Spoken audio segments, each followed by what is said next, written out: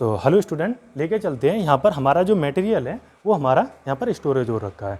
ये हमारे पास में कजारिया की ये टाइल्स हैं, ये 2 कोटेड हैं, क्योंकि इसमें ये हमारा एक तरफ हमारे पास में जो ऊपर का जो पोर्शन रहता है ये हमारा 3 mm या 2 mm रहता है। जो 1 कोटेड रहती है इसमें हमारा 1 mm के करीब हम इसमें लगाते हैं। इसमें हमारा 2 से 3 mm ये हमारे कजरिया की टाइल्स हैं जो टाइल्स लगाई जाएंगी उसके बारे में।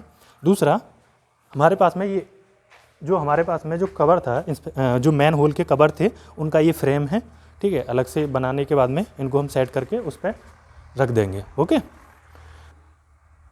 तो इसमें हम देखेंगे जो कजरिया की जो टाइल्स हैं वो 600 बाई 600 में है। जो हमारे पास में जो कॉलम था, जो कॉलम का जो साइज़ था वो भी हमारा 600 बाई 600 का है। उस कॉलम पर ये फिट बैठ जाए उस तरीके से हमने ये टाइल्स मंगाई हैं। और ये जो टाइल्स हैं हमारा वो 300 बाई 300 का हमारे पास में ये टाइल्स हैं। इनका जो और एक पैकेट में हमारे पास में जो ये पूरा एक पैकेट है इसमें हमारे 12 पीसीस हैं, ठीक है। और 300 बाई 300 का साइज़ रहता है।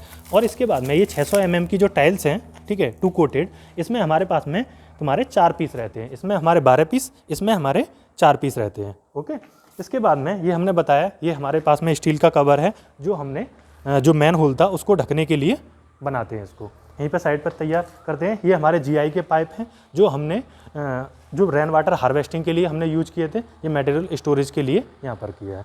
इसके बाद में हम देख लेते हैं यहाँ पर सीमेंट का स्टोरेज किया गया है। सीमेंट का स्टोरेज किया गया है। ये जो हमारे पास में ये सीमेंट के स्टोरेज हैं, जो सीमेंट के जो कट्टे हैं, ठीक है। तो हमारे पास में जब हम सीमेंट का स्टोरेज करते हैं तो हम कोशिश करते हैं कि एक चट्टे में 15 बैगों से ज़्यादा हम ऊपर हाइट तक नहीं ले जाते। मतलब एक रो में हम क्या करते हैं 15 के करीब, ठीक है। और अभी ये साइड पे हमारे जल्दी यूज हो जाएंगे, इसलिए नहीं तो अगर इसका जब भंडारण करेंगे तो हम कोशिश करते हैं कि ऐसे स्टोर रूम में हम इसका भंडारण करें जहाँ पर हमारा हवा नहीं जाए उसमें, क्योंकि हवा जाने से ये क्या हो जाते हैं, सेट हो जाते हैं, ठीक है। इसके बाद में हम देख लेते हैं ट्रैप, जो हमारे पास में गली ट्रैप था। गली ट्रैप को देख लेते हैं। ये हमारे पास में क्यू टाइप का गली ट्रैप है। ये जो था हमारे पास में ये ढक्कन था। अब इस ढक्कन को हमने इस तरीके से सेट करते हैं जो, ठीक है, ये इस तरीके से सेट हो जाएगा इसमें कि ऊपर से जो पानी है वो पानी आए इसमें, और आने के बाद में इसमें थोड़ा सा स्टोर होगा और यहाँ पर आके ये पानी इसमें जो एक और पाइप कनेक्ट कर देंगे और पाइप कनेक्ट करने के बाद में वो पानी हमारा दूसरे चैम्बर में जा सकता है। तो ये हमारे पास में ये जाली रहती है, क्योंकि अगर मानो जो कूड़ा होता है, करकट होता है, जो स्लैब से जो पानी बह के आएगा तो कहीं ऐसा ना हो कि वो इसमें मतलब इसको चौक कर दे। तो इसको रोकने के लिए हम ये जाली लगाते हैं इसके ऊपर, और जाली लगाने के बाद में ये पानी आता है इसमें, और जो ज़्यादा पानी आएगा तो इससे होता हुआ ये यहाँ पर हम पाइप ज्वाइन कर देंगे और ये निकलता जाएगा। इसका जो यूज है वो क्या रहता है कि हमारे पास में जो 3 से 4 जो पाइप आ रहे होंगे वो एक चैम्बर में आके गिर जाएंगे, और वहाँ से वो पानी एक चैम्बर से ही एक पाइप से कनेक्ट होता हुआ दूसरे पाइप में निकल जाएगा। तो ये हमारे पास में गली ट्रैप हैं जो और भी रखे हुए हैं। इनको हम अपनी जो जहाँ पर हमारी साइट होगी उनको हम यूज करते जाएंगे। तो अब इसमें हमने गली ट्रैप के बाद में हमारे पास में ये सैंपल है क्यूब का। तो ठीक है, क्यूब टेस्ट हम देख लेते हैं। इसमें M15 के ग्रेड में हमारा ये क्यूब टेस्ट बनाया है, ठीक है। ये M15 के ग्रेड में जो M15 का ग्रेड है उसका जो साइज़ जो मिक्स रहता है वो 1-1-2 रहता है। एक भाग उसमें सीमेंट और एक भाग हमारा फाइन एग्रीगेट और 2 भाग हमारा, तो M25 के रेशो में, ठीक है। इस चीज़ को हमने तैयार किया गया है जो कॉलम के लिए हमारे पास में है। तो हम सबसे पहले क्या करते हैं, जो हमारे पास में कॉलम कास्ट हो या स्लैब कास्ट होते हैं वहाँ से हम क्यूब को भरते हैं, ठीक है। या फिर हम कॉलम कास्ट करने से पहले या स्लैब कास्ट करने से पहले जो हमारे पास में, जैसे ये सीमेंट था, ठीक है, हमने सीमेंट को और जो हम गिट्टी यूज कर रहे थे और उस गिट्टी को और फाइन एग्रीगेट को मिलाने के बाद में हमने सैंपल भरे। कम से कम हम 3 सैंपल भरते हैं। 3 सैंपल भरने के बाद में इसको हम 28 दिन तराई के लिए छोड़ देते हैं, किसी कुंड में डाल देते हैं। 28 दिन के बाद में इसको कंप्रेसिव मशीन में ले जाते हैं और इसको ऊपर से लोड लगा के कंप्रेसिव मशीन में इसको तोड़ के देखते हैं। तब इसकी जो स्ट्रेंथ है, ठीक है, 28 दिन की तराई के बाद में इसको जब हम तोड़ें तो जैसे हम M25 का जो ग्रेड का अगर हम इसको बना रहे हैं तो इसकी जो स्ट्रेंथ है वो 25 न्यूटन पर mm² के करीब आनी चाहिए, ठीक है। उससे हमारा कम नहीं आनी चाहिए। अगर हमारा, हम ये भी बताते हैं कि अगर हमारे जो क्यूब हैं वो 95% हमारे पास हो जाएं और 5% से अधिक फेल ना हो, तो उस स्ट्रेंथ को हम क्या कह देते हैं, उस क्यूब की कैरेक्टरिस्टिक स्ट्रेंथ या अभिलाक्षणिक सामर्थ्य कहते हैं। तो हमारे ये क्यूब का रहेगा। अभिलाक्षणिक सामर्थ्य क्या होती है, M25 के ग्रेड की 25 न्यूटन पर mm²। उसके बाद में जैसे हमारे पास में जो सरिया है, जैसे हमारे पास में जैसे ये सरिया है, इधर ये सरिया है, ठीक है, इसमें लिखा रहता है ये दोनों चीज़ों को मिलाकर ही हम RCC वर्क करते हैं। अब जो सरिया है इसमें हमारे डिफरेंट ग्रेड के मिलते हैं। एक मिलता है हमारा FE। अब ये हमारे पास में सरिया है। अब इन दोनों को मिलाकर ही हम RCC का निर्माण करते हैं, ठीक है। अब ये जो सरिया है हमारे पास में, सबसे पहले हमारे पास में माइल्ड स्टील के आते थे जिनको प्लेन बोला जाता था। अब इसके बाद में इनको हमने क्या किया है, डिफॉर्म बार में कन्वर्ट कर दिया है। डिफॉर्म बार में अंतर क्या होता है कि इस पर रेशो ग्रुप कटे होते हैं, वो डिफॉर्म बार में हमारा कन्वर्ट हो जाते हैं।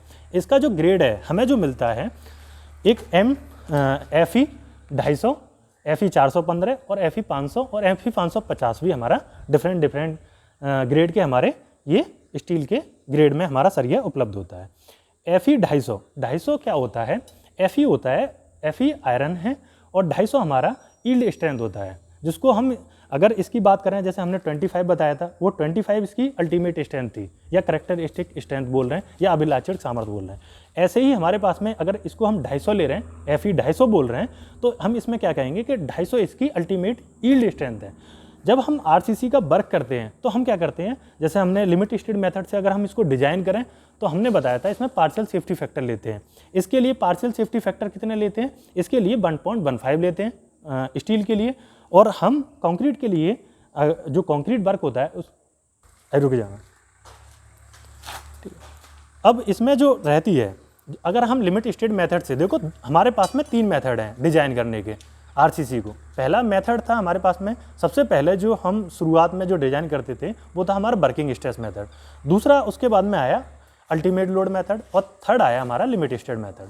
वर्किंग स्ट्रेस मेथड जो था हमारा, उसमें हम जो फैक्टर सेफ्टी लेते थे हम 3 गुना लेते थे। बट हम क्या करते हैं, उसमें क्या होता है, हमारा सेक्शन जो बनता है वो इकोनॉमिकल नहीं बन पाता। उसके बाद में हमारा आया अल्टीमेट लोड मेथड।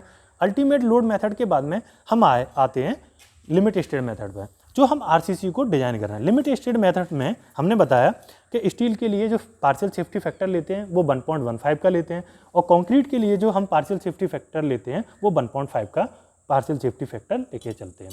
उसके बाद में जो हमारे पास में RCC और दोनों चीज़ों को कंक्रीट दोनों चीज़ों को जो मिलके बनता है, जो RCC का ब्लॉक बनता है, उसमें जो लोड आते हैं और लोड के लिए पार्शियल सेफ्टी फैक्टर हम अलग लेते हैं, ठीक है। RCC ब्लॉक आता है उसमें हम पार्शियल सेफ्टी फैक्टर जो लोड के लिए लेते हैं वो हमारा कॉम्बिनेशन रहता है, एक डेड लोड का, एक लाइव लोड का, ठीक है। डेड लोड और लाइव लोड, फिर उसके बाद में एक और कॉम्बिनेशन आता है डेड लोड, लाइव लोड और अर्थक्वेक लोड का, या फिर उसके स्लैब में रहता है विंड लोड का, या फिर रहता है हमारे पास में तीनों का आ जाएगा। तब हम पार्शियल सेफ्टी फैक्टर अलग अलग लेंगे। ज़्यादातर हम लोड के लिए जो लेंगे, जब हम लिमिट स्टेट मेथड को डिजाइन करते हैं तो इसमें 2 क्राइटेरिया हैं हमारे। 2 क्राइटेरिया में से पहला क्राइटेरिया जो है हमारे पास में वो लिमिट स्टेट ऑफ कोलैप्स, और दूसरा जो है वो सर्विसिबिलिटी।